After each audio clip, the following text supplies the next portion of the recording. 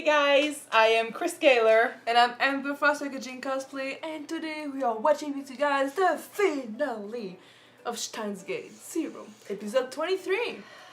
It's time to say goodbye to this show and I'm not ready. No, I want to say goodbye. I don't want to say goodbye. We have the OVA to watch after this, Okay, but we're fine then. it's technically the last episode and the end of this amazing story. Yeah, those characters are so amazing. Last episode, we basically figured out that a good way to perhaps save Mayuri and Suzu was to destroy Amadeus before Russia got its hands on the program. So that pretty much meant erasing the program before it even existed. Oh, so we're gonna lose another friend. From the looks of the after credits, the change that happened when we sent that mail was huge. So we'll have to see what exactly changed. We know that, you know, the program helped a lot of people change and grow and get over their grief. So yeah, I don't know how Mao is gonna be, but I don't have hopes for her to be happy or even there, because like without Amadeus, there's no saying if we knew Maho even. Yeah. So at least Okarin will remember her, but that's something that he'll need to, you know, start all over again. And at least he will remember, but then he also had to do the conscious decision to once again erase someone he cared about. So yeah, that poor guy goes through a lot of shit. I say, you know, there's not much to recap at this point. I say we just jump into this last episode and see how the whole thing ends. Please, I need my good ending. I need my happy We do ending. get a good ending. We know we get a good ending. I know. It's just, we had to work so hard to get there. It's gonna feel like so good yet so sad to see it go. Anyway. Alright. Let's jump in this episode and see how it ends. Alright.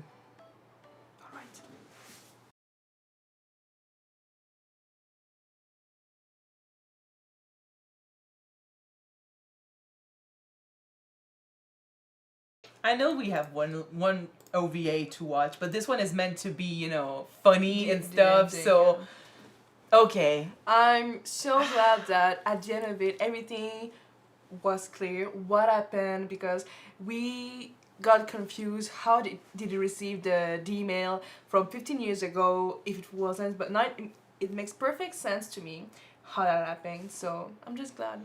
I did not consider the fact that it's true going back in time for Mayuri and Suzu would lead to a paradox. Like, they would be in the same timeline together. Like, it's not a good idea for them to meet each other and to stay there and stuff. They took a risk with calling Mayuri to begin with.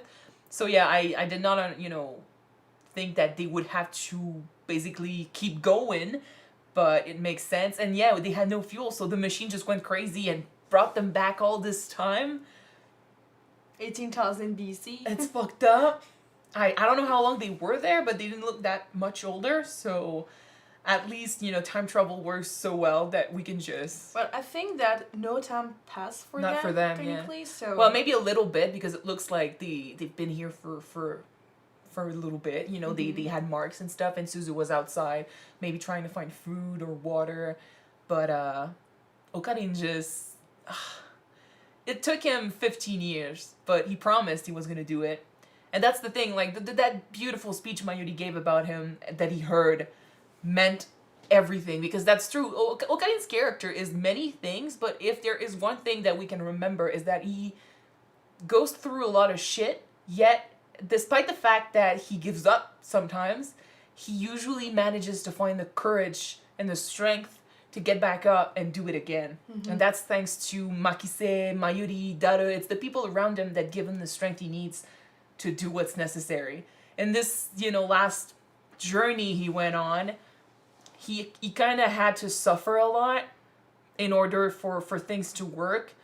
But despite that, he made the decision to, you know, yes, work on the problem of you know, Mayuri and Suzu disappearing for 15 years without them being around, never losing hope, still being the Okarin we remember and love, with the mentality, with the crazy antics, with the energy, and he's basically looking at life in a completely different way, which is what we needed, because that Okarin is the one that needed to call our Okarin and tell him, you know, buddy, Wake up. need to Do wake up. something. You need to make the world believe Makise is dead. At least the father. Yeah. So, because I mean, this is the change we needed, and this Okarin in season 0, basically was very convinced that because of his trauma with Mayuri and stuff, that if something happens, there's no changing it. You know, he was convinced that unless you basically make an exchange, a life for a life and stuff, you cannot change stuff. Okarin from the future learned that if you deceive yourself, you can bypass the paradox technically, and you can do something about it. Well, so that's he's why grown he did. Very positive about how things could be. You know, the Okarin we know would have seen this as a fatality. You know, I'm meant to die this year, so that's it. I'm giving up. That's kind of what we saw too in the original timeline. Even though like he had gone through some change, when we went to the future and we saw how he was when he died, when he was captured, he kind of just gave up. He was like, well, I'm supposed to die. It's happening. So yeah, that's it. Bye. He gave up because he felt that this was fatality. This was destiny. And you can't change this because he's tried with Mayuri and it's not going to happen. So he had to basically listen to his friends, get slapped around a few times, and understand that as long as you don't give up, the idea of Steins Gate, the idea of, you know, making sure that things can break your way, you know, you have that knowledge, you have those capabilities, you just need to work towards it. That's what it means to be a scientist. And you know, like Maho said, as long as the possibility is not 0, you always have one chance. And he worked on that 0.00001 chance that it was gonna do it. And it worked. It worked. He found Mayuri, found Suzuha. The Okarin from season 1 is gonna change things. And you know, as far as we know, they get to go back in their present. But question for you though, because you told me that people told you that in the game, basically there's a lot more in the games. Yeah, Kagari got confirmed that she was created for a copy of the Amadeus, but a real one, right? Well, I mean, apparently she's an attempt at recreating a Makise, a live Amadeus. At least that apparently. Right. That's why she looks like her. Okay, so basically, knowing what's gonna happen because they're gonna save Makise, the dad's gonna die in the crash with the plane, so there's no thesis that's still there. Are they gonna still build an Amadeus or not, do you think? Well, maybe. Like, they're still working. Technically, they took the memories of Makise before she died because they were working on Amadeus. So the possibility that she would exist is still there. Yeah, but no, because technically they destroyed those 1 year before that. No, but the memories of Makise, that's not relevant anymore. But they were still trying to work on a possible technology for Amadeus. So maybe Kagari as we know her won't exist, but I really like what they said in this episode, or the other one actually. No, this one. About how found a way to bring them back together. It did that with Ferris in season 1 when she made sure her dad was not gonna die, and they still found a way to meet her. Even though she, you know, her life was completely different, they were still friends with her. So fate as a way of, you know, making things look very similar to how they were before, even though you changed huge things. So maybe changing huge things for you know, concerning Makise and Amadeus won't lead to, you know, the creation of Kagari as we know her, but maybe there is still a possibility for her to exist. And in any case, I will sound dark, but considering what she went through as a kid, is it really that bad if she's not used as a test subject? No. I mean, and we don't know, you know, there's a lot of stuff that they did that sometimes doesn't really make sense concerning, you know, when it comes to time. Like, for example, in this episode here, a lot of stuff that is exactly like it was before the change should not have happened considering Amadeus is gone. Yet it still did. Yeah. So who knows? Like maybe Kagari is still in that future. I know like Maho and Kagari are technically not in season 1, and considering that there's no reason for them to meet both. I didn't see them becoming friends with Maho, for example. But then, who's to say that Maho won't join the group when Makise, gets more comfortable with Okarin and she Well, talks technically, about her she's life. gonna do. She's her senpai, they know she's each a other. senpai, but she's gonna do a conference. We're gonna meet her there. So. And then, I mean, for the point is, even if it changes, the main character Okarin never forgets. He remembers all timelines. So So he's gonna call them back. Yo, remember that time? No, I don't. But maybe, but at the very least, all the changes, all the people he met along the way, everything he went through on his journey, it changed him for the better, sometimes for the worse. But then it led him to it led him towards working things out and changing for the better. And those experiences won't ever leave him. So those people are with him no matter what happens. In the best of world, he'll take Mayuri and Suzu. He probably went back with enough fuel to come back. So he would take them. He would perhaps go back to his time period, reunite her with Kagari. But then there is probably going to be a change of timeline when our Okarin gets the D-mail from season 1. And he makes sure that Makise doesn't die, because if she doesn't die, there is no war as far as we know. So... Maybe the OVA works that out. Maybe the OVA just shows us. But I mean, the OVA probably came out before season 2, because it's technically episode 25 of season 1. we will. So I have no idea.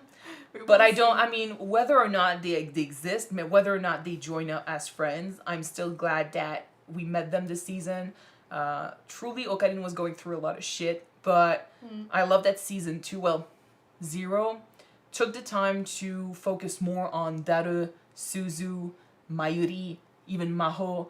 It was a lot about the side characters that we didn't get to see much in season 1, because it was all about Okarin finding out, what's going on, what's the reading Steiner about, Makise and him. But this season was about everyone else more. I really enjoyed it. I liked that we went deep in his psyche. I liked that everything felt really realistic when it comes to how he felt.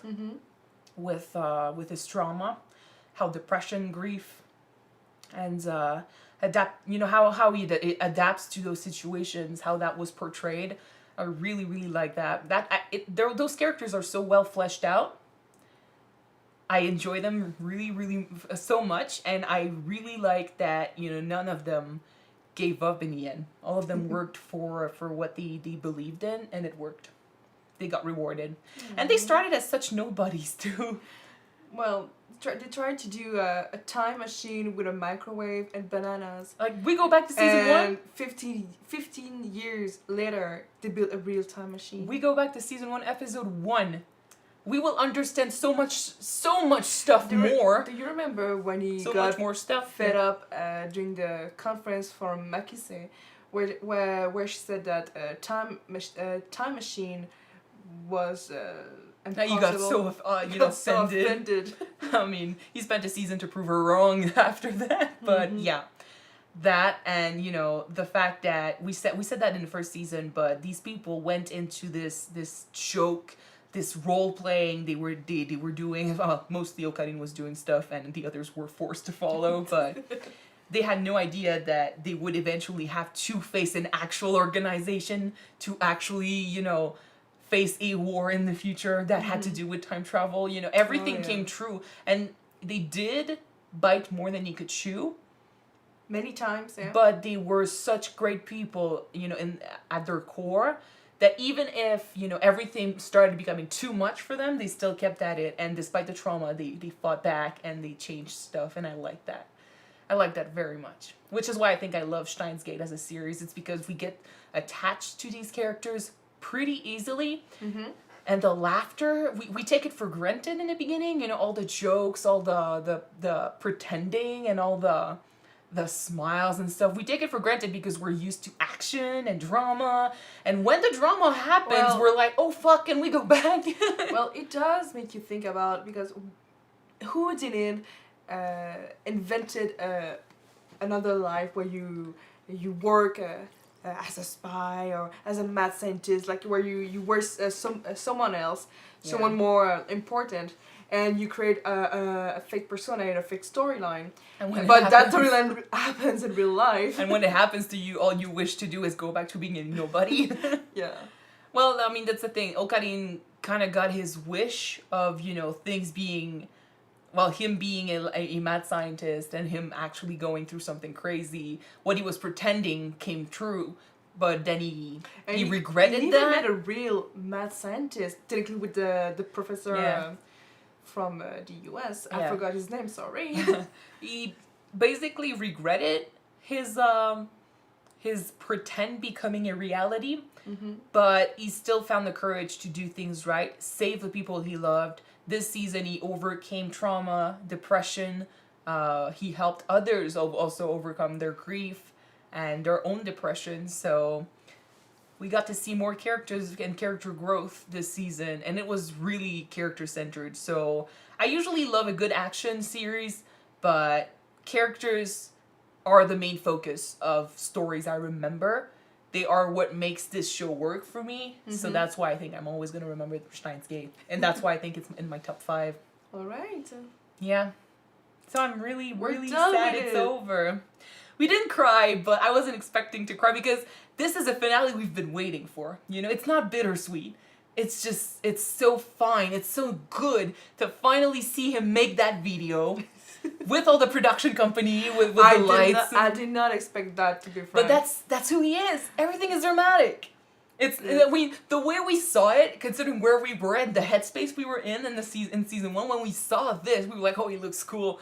But then we thought the D-mail, you know, made it look gloomy or something. And even so, like he was looking back and he wasn't looking at the camera and stuff. And he was a bit dramatic, but we did not just understand how dramatic he was. And that's important because that's the Okarin we love. You know, that's the Okarin that we care about. And even though he looked and he sounded more mature, he did say the outside Kongru thing, and he still, you know, did some of his antics, but most of it was behind the scenes, so it was fine. It was funny for us to see it at the end.